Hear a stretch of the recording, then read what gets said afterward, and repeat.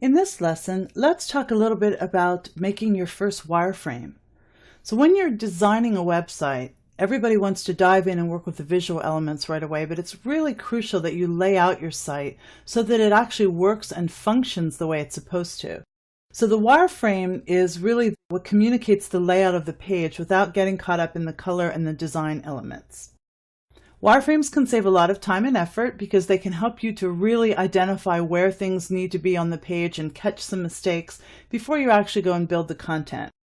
So you can use them to keep track of items such as your headers and footers, menus, that sort of thing. The key is to nail the layout down before you go in and start building the site because it's much harder to go back and fix those problems once you've started. Here are some great tools for working with wireframing. So obviously a pencil and paper would be a really good choice, not something I do very often because I'm so computer savvy these days. Adobe Fireworks is another excellent one for wireframing, but there are some other tools here that I have listed, and I got these courtesy of smashingmagazine.com.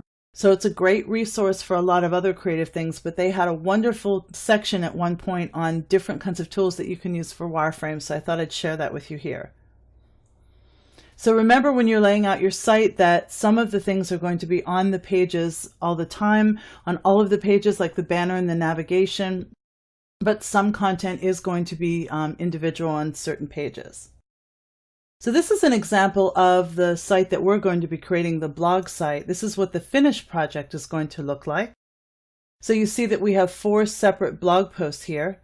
This is going to be our aside tag, which is going to give us that little sidebar. We have a simple navigation up here, and then this is our banner graphic at the top, and we have a footer at the bottom. So this is as simple as it can be, creating what the wireframe would look like. So there's the nav bar and the header, the graphic. There's the sidebar and the 4 blog posts and the footer. It doesn't need to be any more elaborate than that. It's just showing you the layout of the page to make sure that everything goes together. It's a really good idea to start with a wireframe before you go any further. I just threw this one together in Illustrator, but again, you can simply do it with pencil and paper if that's what works for you. So creating your wireframe before you get started, a great step before you actually begin to build your site.